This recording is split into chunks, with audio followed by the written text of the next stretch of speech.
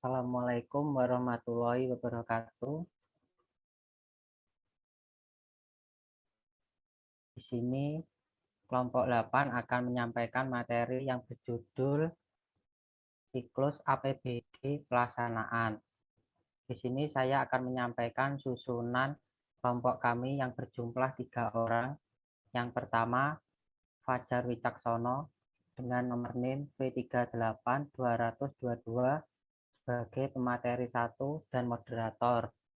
Dan yang kedua, Farah Suci Pratista dengan nomor NIM V38-223 sebagai pemateri kedua. Dan yang ketiga, Faiza Lutfa Sahara dengan nomor NIM V38-224 sebagai pemateri ketiga.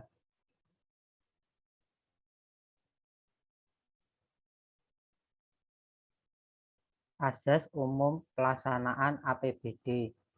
Pelaksanaan anggaran merupakan tahap di mana sumber daya digunakan untuk melaksanakan kebijakan anggaran yang telah dibuat. Anggaran yang telah dipersiapkan dengan baik ternyata belum tentu dapat dilaksanakan dengan tepat karena adanya mekanisme yang tidak menjamin ketaatan terhadap program yang telah dibuat. Pelaksanaan anggaran yang tepat tergantung pada banyak faktor, salah satunya adalah kemampuan untuk mengatasi perubahan lingkungan ekonomi makro dan kemampuan satuan kerja untuk melaksanakannya. Oleh karena itu, dalam pelaksanaan anggaran harus menjamin bahwa anggaran akan dilaksanakan sesuai dengan wewenang yang diberikan baik dalam aspek keuangan dan kebijakan. Lalu, menyesuaikan pelaksanaan anggaran dengan perubahan signifikan dalam ekonomi makro. Lalu, memutuskan adanya masalah yang muncul dalam pelaksanaannya. Lalu, menangani pembelian dan penggunaan sumber daya secara efisien dan efektif. Pelaksanaan APBD dimulai dengan uraian tentang asas umum. Pelaksanaan APBD yang mencakup 2, yaitu 1, bahwa semua penerima dan pengeluaran daerah dalam rangka pelaksanaan urusan pemerintah daerah harus dikelola dalam APBD.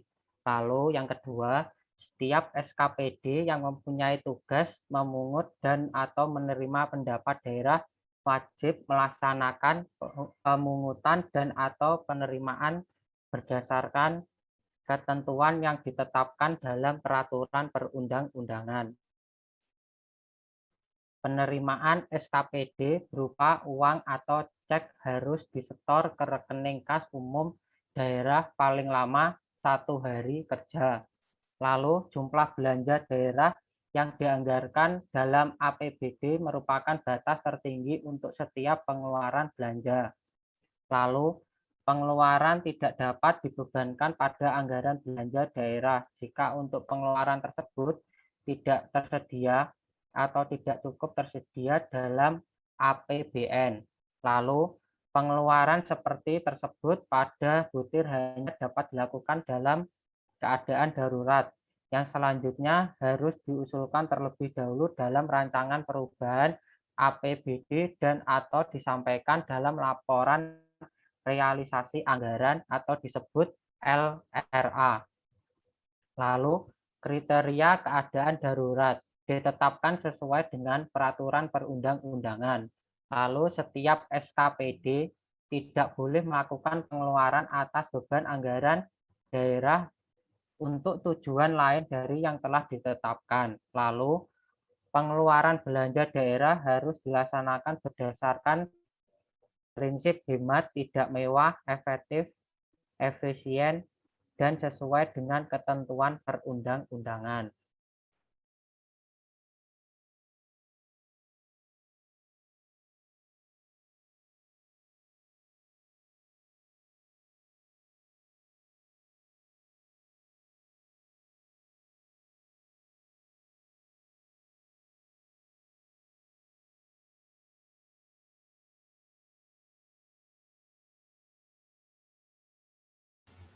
Pelaksanaan anggaran pendapatan daerah. Ketentuan yang harus diperhatikan dalam pelaksanaan anggaran pendapatan daerah adalah: 1.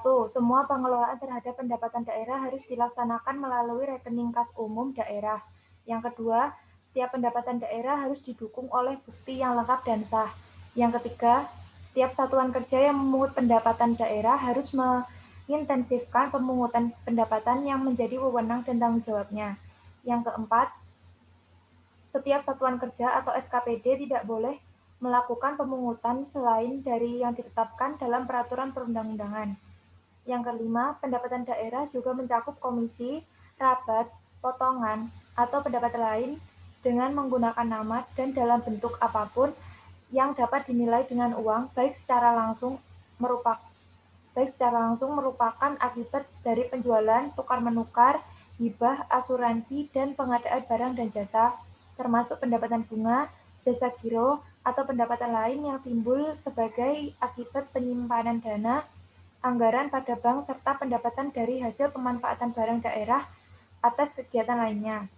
Yang keenam, semua pendapatan dari dana perimbangan dan pendapatan lain-lain yang sah dilaksanakan melalui rekening kas umum daerah dan dicatat sebagai pendapatan daerah. Selanjutnya, pelaksanaan anggaran belanja daerah. Hal-hal yang harus diperhatikan dalam pelaksanaan anggaran belanja daerah adalah: 1. Pengeluaran kas yang menjadi beban APBD tidak boleh dilakukan sebelum rancangan peraturan daerah tentang APBD ditetapkan dalam lembaran daerah. Yang kedua, dasar pengeluaran belanja untuk keperluan tak terduga yang dianggarkan dalam APBD harus ditetapkan dengan keputusan kepala daerah dan diberitahukan kepada DPRD paling lama 1 bulan sejak keputusan ditetapkan. Yang ketiga, pimpinan instansi atau lembaga penerima dan tanggap darurat harus bertanggung jawab atas penggunaan dana tersebut dan wajib menyampaikan laporan realisasi kepada atasan langsung dan kepala daerah sesuai dengan tata cara. Yang keempat, pemberian dan pertanggungjawaban dana darurat yang ditetapkan dalam peraturan kepala daerah. Yang kelima, bendara pengeluaran wajib pungut pajak, penghasilan, dan pajak lainnya wajib menyetorkan seluruh penerimaan potongan dan pajak yang dipungutnya ke rekening kas negara pada bank yang ditetapkan. Dan yang terakhir, untuk kelancaran pelaksanaan tugas SKPD kepada pengguna anggaran atau kuasa pengguna anggaran dapat diberikan uang tersediaan yang dikelola oleh bendahara pengeluaran. Selanjutnya, pelaksanaan anggaran pemerintah. 1. Sisa lebih perhitungan anggaran tahun anggaran sebelumnya. Sisa lebih perhitungan anggaran tahun anggaran sebelumnya atau SILPA adalah selisih lebih realisasi penerimaan dan pengeluaran anggaran selama satu periode tahun anggaran. SILPA tahun sebelumnya merupakan penerimaan pembiayaan yang dapat digunakan untuk: yang pertama, menutupi defisit anggaran apabila realisasi pendapatan lebih kecil daripada realisasi belanja daerah. 2. Mendanai pelaksanaan kegiatan lanjutan atas beban belanja langsung. Dan yang ketiga, mendanai kewajiban lainnya yang sampai dengan akhir tahun anggaran belum terselesaikan. Kemudian materi ketiga akan dilanjutkan oleh Faiza.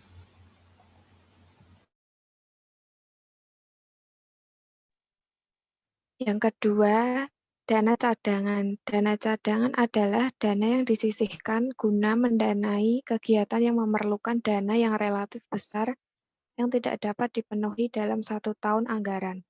Hal-hal yang harus diperhatikan mengenai dana cadangan adalah: yang pertama, dana cadangan dibukukan dalam rekening tersendiri atas nama dana cadangan pemerintah daerah. Yang kedua, dana cadangan tidak boleh digunakan untuk membiayai program dan kegiatan lain di luar yang telah ditetapkan dalam peraturan daerah tentang pembentukan dana cadangan. Yang ketiga, program dan kegiatan sebagaimana disebutkan pada butir 2 baru boleh dilaksanakan apabila dana cadangan telah mencukupi untuk membiayai program dan kegiatan tersebut. Yang keempat, untuk membiayai program dan kegiatan tersebut, dana cadangan harus dipindah bukukan dahulu ke rekening kas umum daerah yang harus dilengkapi dengan surat perintah pemindah bukuan oleh kuasa bendahara umum daerah dengan persetujuan PPKD. Yang kelima, penata usahaan pelaksanaan program dan kegiatan yang dibiayai dari dana cadangan diperlakukan sama dengan penatausahaan pelaksanaan program dan kegiatan lainnya.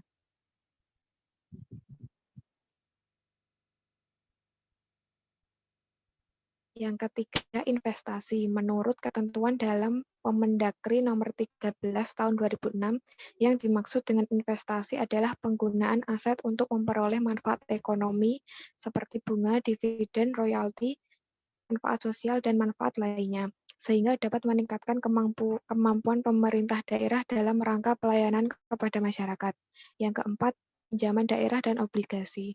Pinjaman daerah adalah semua transaksi yang mengakibatkan daerah di mana menerima sejumlah uang atau menerima manfaat yang bernilai uang dari pihak lain sehingga daerah dibebani kewajiban untuk membayar kembali pinjaman tersebut. Hal yang harus diperhatikan dalam pinjaman daerah dan obligasi adalah yang pertama, penerimaan pinjaman dan obligasi daerah harus dilakukan melalui rekening kas umum daerah. Yang kedua, pendapatan daerah atau aset daerah boleh dijadikan jaminan pinjaman daerah. Yang ketiga, kegiatan yang dibiayai dari obligasi daerah beserta barang milik daerah yang melekat dalam kegiatan tersebut dapat dijadikan sebagai jaminan obligasi daerah. Yang keempat, penatausahaan atas pinjaman daerah dan obligasi daerah dilaksanakan oleh Kepala Satuan Kerja Pengelola Keuangan Daerah atau Kepala SKPKD. Yang kelima, piutang daerah. Piutang daerah adalah jumlah utang yang wajib dibayar kembali kepada pemerintah daerah atau hak pemerintah yang dapat dinilai dengan uang sebagai akibat perjanjian atau akibat lainnya berdasarkan peraturan perundang-undangan atau akibat lainnya yang sah. Beberapa hal yang harus diperhatikan tentang piutang daerah adalah yang pertama, piutang daerah harus diselesaikan seluruhnya dengan tepat waktu.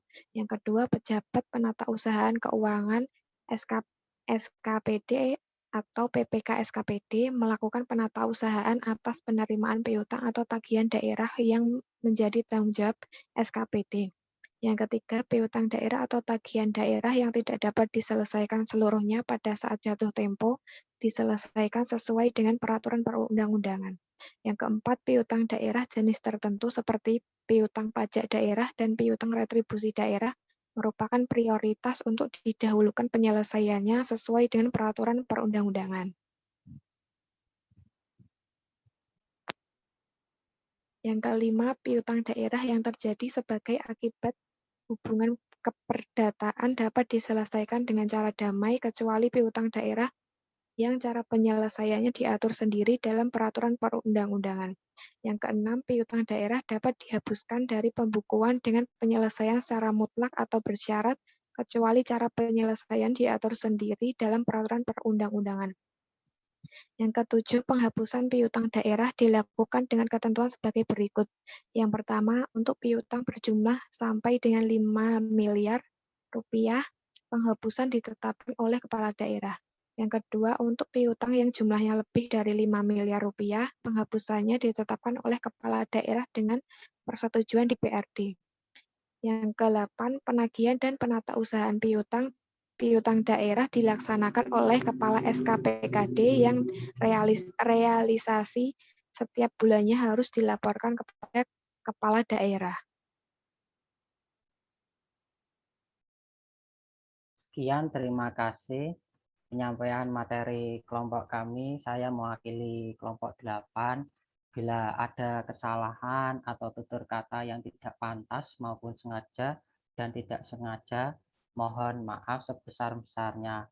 Wassalamualaikum warahmatullahi wabarakatuh.